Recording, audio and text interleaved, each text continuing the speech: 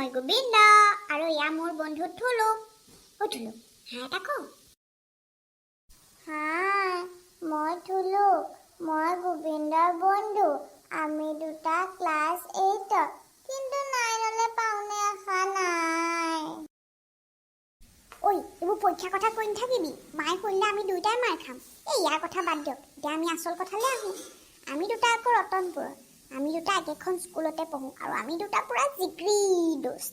আৰু আপোনালোককতো আমাৰ কাহিনীবোৰ কৈ থাকিম, আপোনালোকে কিন্তু চাবলৈ নাপাহৰিব। ঐ থুলু, তয়ো কিবা এটা ক।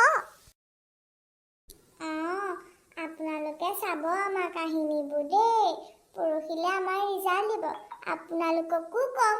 কিন্তু আপোনালোকে ভগৱানক ক'ব আমাৰ দুটাৰ যাতে ভাল ৰিজাল্ট হৈ যায়।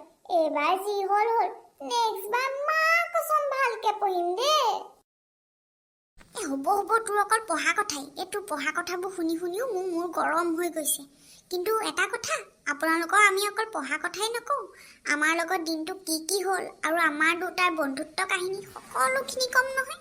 আৰু আমাৰ গাঁৱৰ মানুহবোৰৰ লগত আপোনালোকক চিনাকি কৰাই দিবলৈ আছেই। আৰু আমাৰ পৰিয়ালৰ সদস্যসকল সকলোৰে লগত আপোনালোকক চিনাকি কৰি দিম। আৰু তাৰ বাবে আপোনালোকে আমাৰ চেনেলটো ছাবস্ক্ৰাইব কৰি দিব আৰু লাইক আৰু কমেণ্টটো কৰি দিব দেই। আপোনালোকে বিচৰা কাহিনীবোৰ দেখাবলৈ চেষ্টা কৰিম।